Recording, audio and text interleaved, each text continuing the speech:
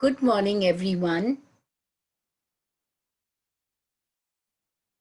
I am Dr. Francis Vaidya from Gandhi Shikshan Bhavan Srimati Surjba College of Education. I would like to thank the organizers, Aligarh Muslim University Center, Malappuram, and MES Pillai College of Education and Research, Chembur, in collaboration with University Grant Commission Human Resource Development, University of Kerala, for having invited me as a resource person for this short-term course. My topic for today is leadership and management. I will talk about leading people and teams, human resource management, and organizational leadership. We will first look at the difference between a leader and a manager. If you look at this picture, you see that the leader is going along with his people. He's holding the hand and he's leading the team. Therefore, he's called a leader. On the other hand, the picture shows that the manager is directing the team where to go. Let us now look at the difference between the qualities of the leader and manager. The leader has a vision. He or she is a visionary. He thinks big because he has his vision in mind. He sets goals. He's a role model. He or she inspires, motivates about the future, helps in going to achieve the goal, and directs his company. The manager shows the way. He or she is a day-to-day thinker and is very determined on driving results. He keeps all the members of the team accountable, deals with issues, raises standards, sets targets, lays down the expectation, and trains and develops. Now let us look at the distinction between the manager and leader, the functions and approaches. The manager organizes, plans, accepts responsibilities, controls employees and function, specialize, takes minimum risks. However, he sets goals, delegates cautiously, checks up who is right person for the right job. Of course, motivates, coordinates, and delegates. On the other hand, a leader is an innovative person, a visionary, seeks responsibility, is creative, has entrepreneurial qualities, flexible. He's a calculated risk taker because he knows that the risk which he's taking has to be there, but minimal risk. A decision maker and sets challenging goals, seek followers, and seek assignment. For that, they also have a difference in their skills. The management skills consist of interpersonal skill where he or she will relate to each other, communication skill, motivational skill, organizational skill, delegation skill, forward planning, strategic thinking, problem solving skills, commercial awareness, and monitoring skills. On the other hand, the leader too will have excellent communication skill to disseminate information and listen actively. Motivational skill also is there in a leader and constantly motivates the team to go ahead. Delegation skills to help the leader carry the load by completing assigned tasks. Does not only give the direction but is actively involved and is very positive regardless of the situation. He increases the morale of the employees time and again, trustworthiness to make people believe in themselves, creative, gives feedback regularly, responsible, committed, and flexible to adapt according to the situation. So, therefore, a leader is the one who leads the people and his team. And look at this picture. The leader has multifaceted roles. He first guides his people to achieve the goals. He guides his people in the vision, mission of the organization. He guides the people to find the solution of the problem.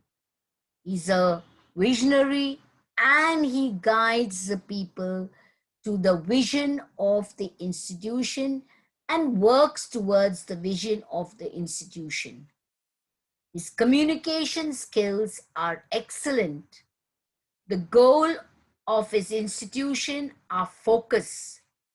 He pre-plans, plans meticulously so that the goals are achieved. He not only directs, but he moves towards the direction along with the team and constantly motivates his team. The next part we will look at is human resource management. Now, what is human resource management? It is a relatively new approach to managing people in any organization. This has been taken from the corporate sector, and human resource management has also come into the educational fraternity. People are considered the key resource in this approach.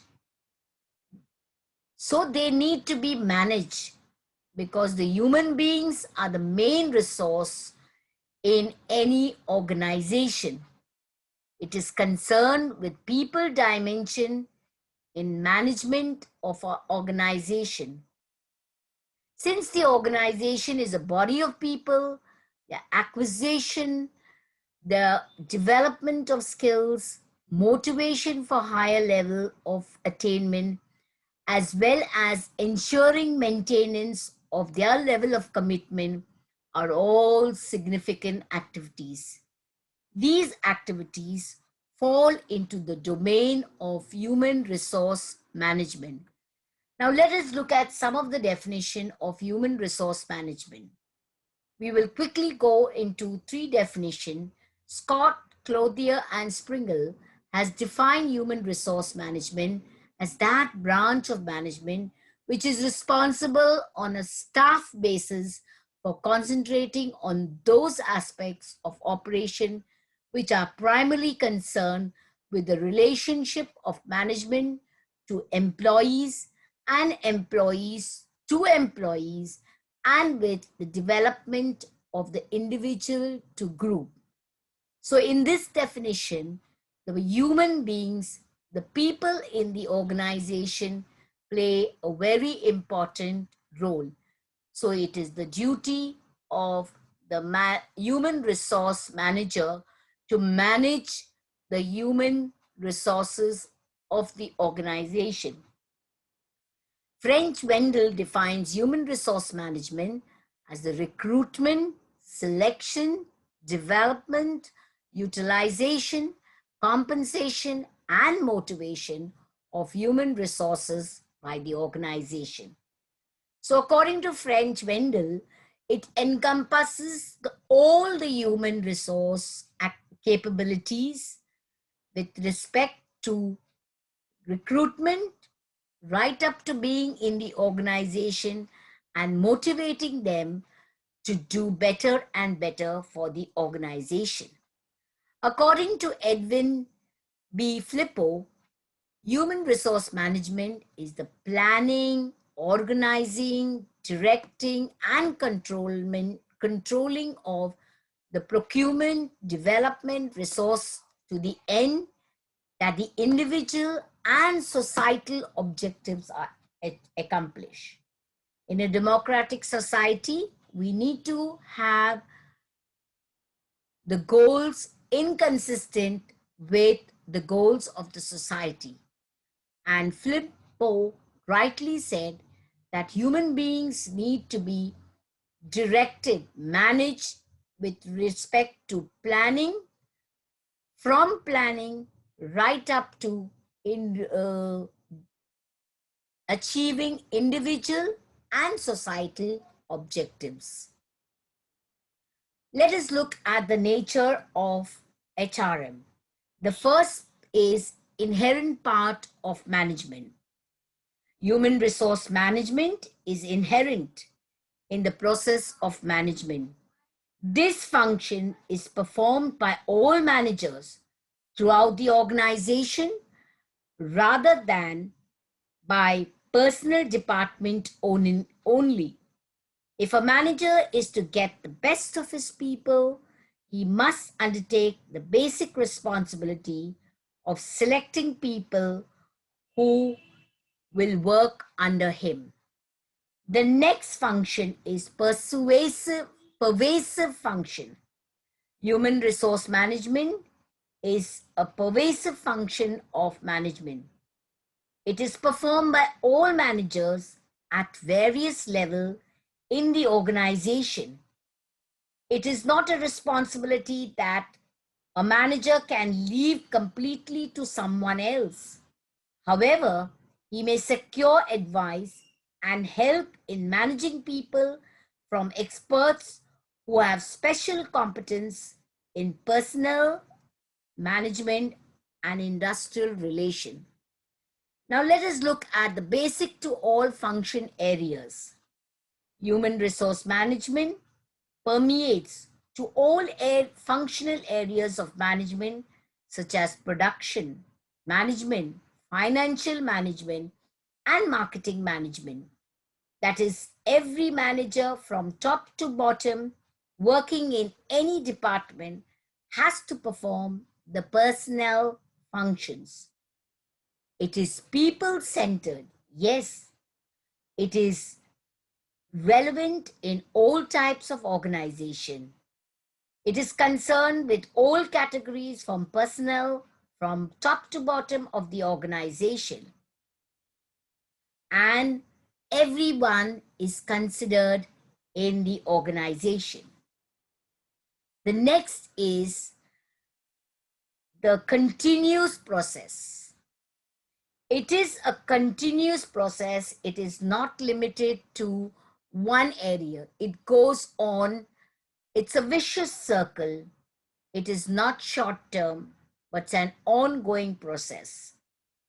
And of course, it is based on human relationship, the day-to-day activity of people in the organization plays a very important role.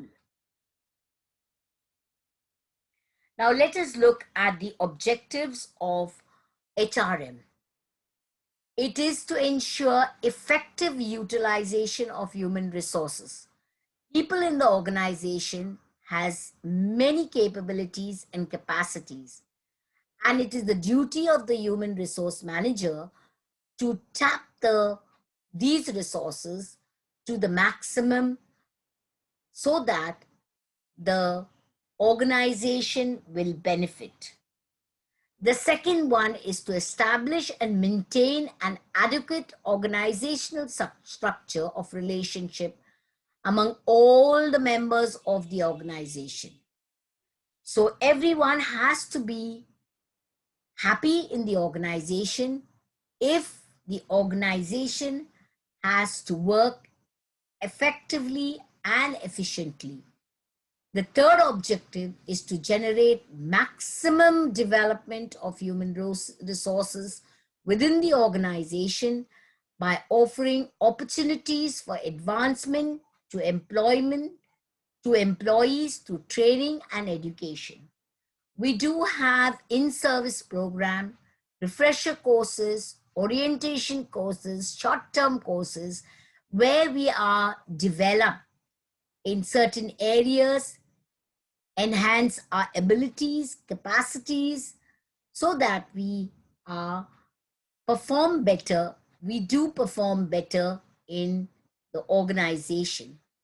The fourth objective is to ensure respect for human beings by providing various services and welfare activities to the personnel. So definitely, when we belong to an institution, we want respect. We are human beings. And if the principal or the human resource manager respects us or just asks, how are you today? How is your family? We do feel nice. And if we are treated with respect, we automatically want to do best for our institution.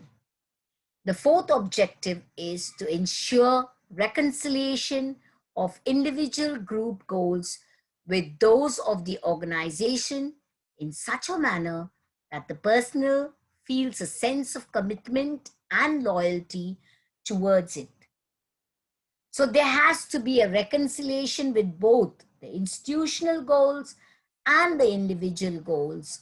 It should be a win-win situation. And when there is a win-win situation, the members of the organization get a sense of commitment and loyalty towards the work they do.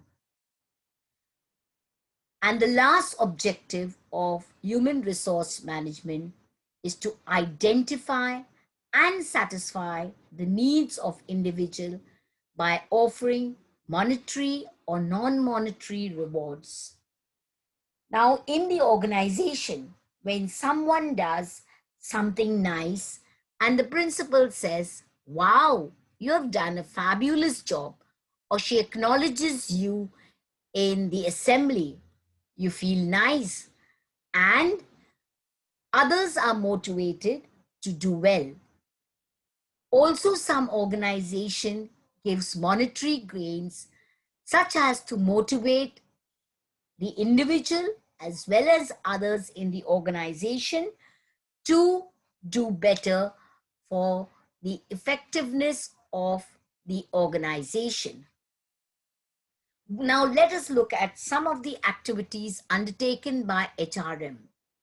Human resource planning, that is determining the number and kinds of personnel required to fill the various position or in the organization. Of course, their duty is first to see how many people are required everywhere, every year in the organization. Can there be external or internal placement in the organization? That is the work, one activity which the human resource manager will take up to. The second task is recruitment, selection, placement of personnel, employment function.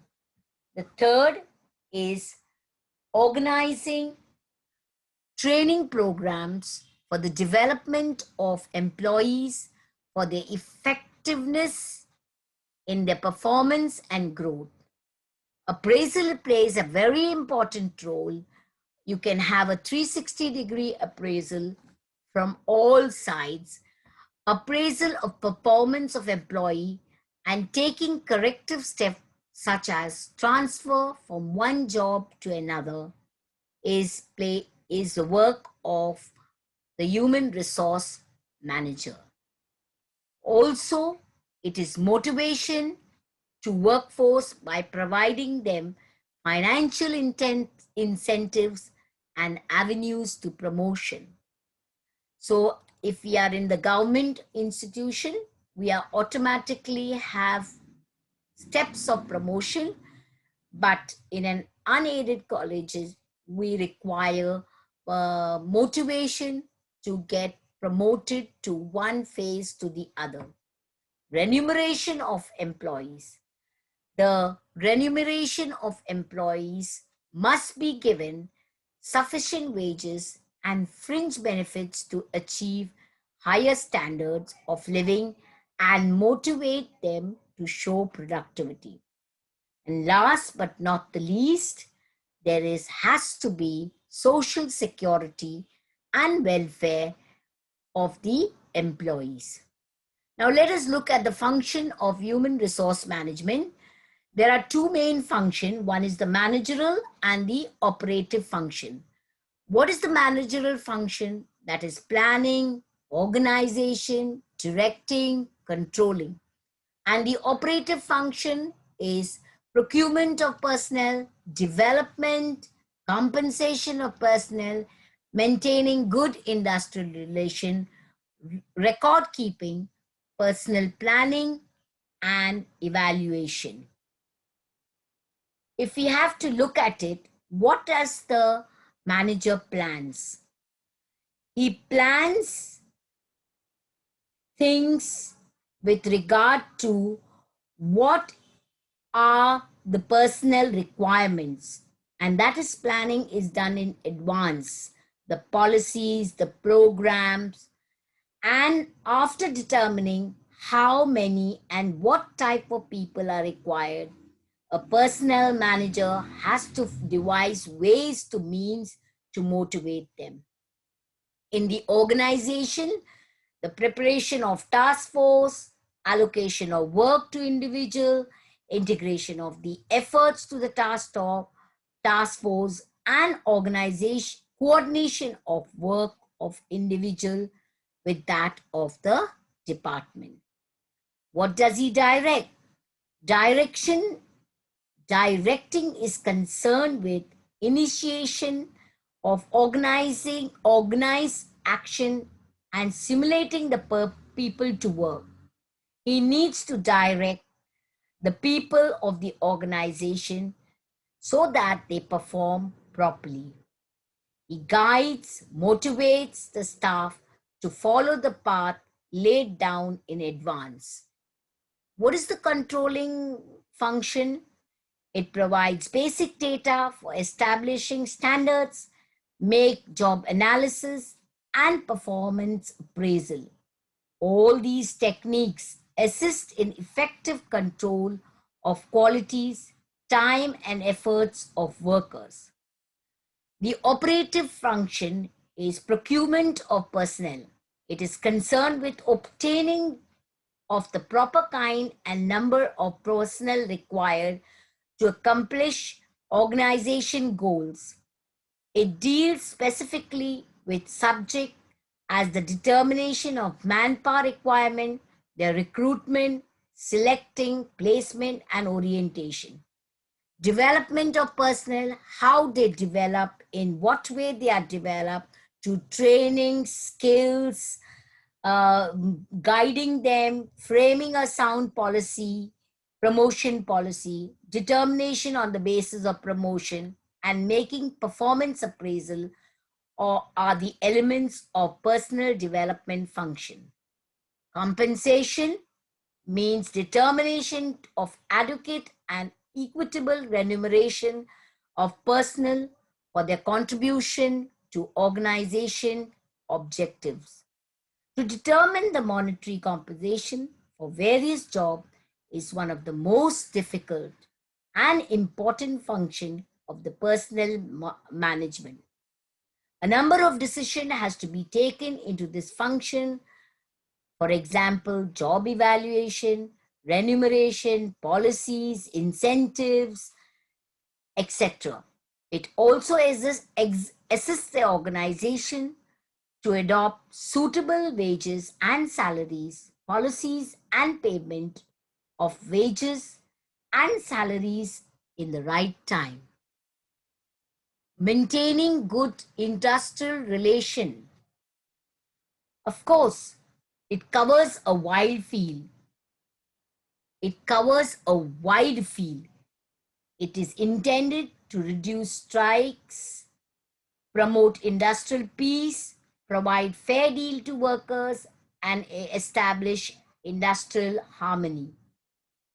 So, hence, the personal manager must create harmonious relation with the help of sufficient communication system and co-partnership. Record keeping is one of the very important function of the human resource management. It is essential that every organization keeps a record so that decision making can be done. Personal planning and evaluation. Under this system, different types of activities are evaluated, such as evaluation of performance, personal policies of an organization and practices, personal audit, morale, surveys, and performance evaluation. Now, let us look at the importance of human resource management. It helps management in preparation of adoption and continuing evolution of personal programs and policies. So it is important to know the policies. It is important from the basis of the policies to arrange programs. It supplies skilled workers through scientific selection process. It ensures maximum benefits out of the expenditure on training and development and appreciates the human assets. It prepares workers according to the changing needs of industry and environment, especially in the field of education. The system of education, we have noticed a paradigm shift from teacher-centered to learner-centered. So the human resource management, especially in education, has to see that it is inconsistent with the current scenario, current need. It motivates workers and upgrades them so as to enable them to accomplish the organizational goals through innovation, experimentation in the field of personnel. It helps in reducing costs and helps in increasing productivity. It contributes a lot in restoring the industrial harmony and healthy employer-employee relationship. What is an organization? Now we lead to the last part of it, organizational leadership. Before that, we will see what is an organization. It is a tool used by people to coordinate their action to obtain something they desire or value. Organization provides goods and services. Organization employs people. Organization bring people together and resources to produce product and services. Basically, organization exists to create values. Look at the picture. Everybody is coming with their own talents, their capabilities, their strength, their weaknesses. So what the organization can do, can find out the SWOT, the strength, weaknesses, opportunities, and challenges of every individual and try them to fix together in the form of a puzzle, to put the puzzle together for the effectiveness of the organization. And that is the duty of the organizational leader. So an organizational leader empowers people, inspires people, lead the change, and shared vision. Just as Mahatma Gandhi said, be the change you wish to see in the world, so the organizational leader must lead the change. In this, you see the organizational leadership, and it, it deals with communication tools where the principles and core features are there. You accept chaos, you share information, you develop relation, you embrace the vision. The features, the core features are authenticity, ethical sensibility, spirituality, and feature of action. What are the reflective human action theory? It is strengthening the self awareness, developing relationship and teamwork, understanding alliances and political realities, understanding the elements of promising future. We are going to look at it more and more in detail and focus on the basic components in the next few slides. Leadership is not about position only, but about taking responsibilities as a member of the group to share leadership for its well-being.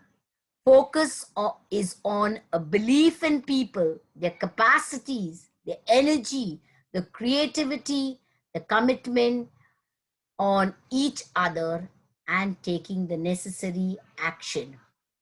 Let us look at the effective organizational leadership, which is made up of 4 elements. We see the personal effectiveness, where it manages themselves well, demonstrates drive and confidence, adapt different contexts. So there is a personal effectiveness, there is an effective organization leadership. The effective organization leadership has a vision and direction, focuses on business, and leads the people. The picture is self-explanatory. The organizational leader must have a vision and direction. He or she has to communicate, persuade the vision of the future, and provides clear direction and establishes clear goals. It has to focus on the business. In educational institution, we have to focus on the needs of the learner, their abilities, their capabilities, and provide methodologies on the basis of their capacity so that we achieve results to people. As teachers, we should seize every opportunity when we plan ourselves and demonstrate our not commercial, but we give our best to the student. We need to lead people. We as leaders in an organization need to build effective teams, develop capabilities, provide challenges and supports, teachers and coaches. So we have to be a mentor. We have to be a guide by the side, not a sage on the stage. Now we will look at the 5 interrelated components of an effective organizational leader. So we have the leadership, and they are in a vicious circle. The decision making and structure. The third is people. Fourth is work process and system. And fifth is culture. On the basis of these interrelated vicious circle, the organizational leader must have a clear vision and priority, must have cohesive leadership team, clear roles and accountability for decision, organizational structure and support objective, organization and individual talents necessary for success, performance measures and incentives aligned to objective, superior execution and programmatic work processes, effective and efficient support process and system, high performance values, behavior and the capacity to change. In short, what we can say is that for an organizational leader, right from the vision to the execution, the leader must be involved in all activities of decision making, must be involved with the people, must know their capacity, their capabilities, their strength, regularly measure their appraisal, see what is good in them, work what is best for the institution, and the leader has multiple roles to see and integrate them for the betterment of the institution. We have certain guiding principles of organizational leadership. They are divided into three parts. First is understanding leadership, developing leadership, and displaying leadership. Now, what is an understanding leadership? The understanding leadership is a future leadership capacities. Forces should plan for the future. The current leadership capability, forces should have comprehensive and up-to-date knowledge of leadership capability within the organization and should set direction. So you must plan for the present, the future, and keeping the past in mind, overcome the challenges which were there, and plan a better future for the organization. In the developing leadership, it develops on the basis of performance, learning and development, and talents. So the forces should have strong ethos of personal improvement, with individual taking responsibilities for their own continuing professional development and senior acting as role models. So if one wants a performance of the institution to be good, the leader must be a role model, must perform better, and should be an ongoing learner. The leader should be in a continuous process of learning from people, those who are under them, who are above them, and should also develop themselves. Leadership development is a collective responsibility across the police service and should make a visible difference achieving future.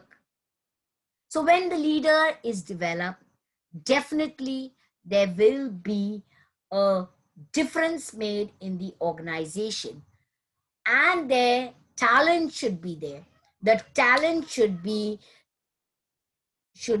tapped, the resources should be enhanced, and the next should be displaying leadership, where you display yourself with a morale and well-being, you display yourself with innovation, and have diverse leadership team. So you have to have a strong commitment. You have to have a good morale at your workplace. You have to be innovative with your ideas, and people should be diverse with individuals who are having different experience and background to complement the different skill sets. There are 8 elements of organizational design. We have seen both formal and informal, where there are decisions, norms, motivators, commitment, information, mindset, structure, and network. By the way, all these are not made by me. I have taken from SlideShare, and I have acknowledged the resource, so I have not cut it off. This is very well in the SlideShare, so you can also see it. In formal, we see the decision taken formal decisions which are taken are made by governance forum, the decision rights, decision process, decision analytics. And the norms based on the decisions, the informal is the norms, how people instantly act or take action from the decisions taken, the values based on the values, standards, expectations, and unwritten rules, and the behavior. There are motivators in the form of monetary, in the form of talent process, how people are compelled to perform, how they are committed, they are inspired to contribute with shared vision and objective, individual goals and aspiration, sources of pride. Information, key information flows, knowledge management, mindsets, how people make sets of their work, identify, make assumption, and have mental model. The structure, how work and responsible gets divided according to the hierarchy and reporting relationship, their roles and responsibility, and their business process, and how the network people work beyond the lines and boxes. Conversation and collaboration, teams and other working units, organizational influences. So there is an organizational effective design where you can organize, communicate, coordinate, observe, model, strategize, understand, and work together for the good of the institution. We have a model, effectiveness model one, where we can improve, plan, assess, and do. So in the strategy development, we have the vision, mission, goals. Every institution has their own vision, own mission, their values, their goals, the objectives, and they work, the action planning is taken as per their vision, mission, goals, the project management, the implementation, the communication plans are keeping in mind with the strategic development. The program evaluation includes data gathering, benchmarking, customer service, employee surveys, point of service surveys. So the evaluation of the organization can be done with program evaluation, and we have something called lean continuous improvement, the 5S training, the lean project support, and the lean reporting. So this is one of the model which I found where we can improve the model effectiveness of an organization. Thank you. And for your assignment, you can have elucidate the objectives of human resource management, elaborate the functions of human resource management as a leader of the organization. How can you be effective and successful? Thank you so much.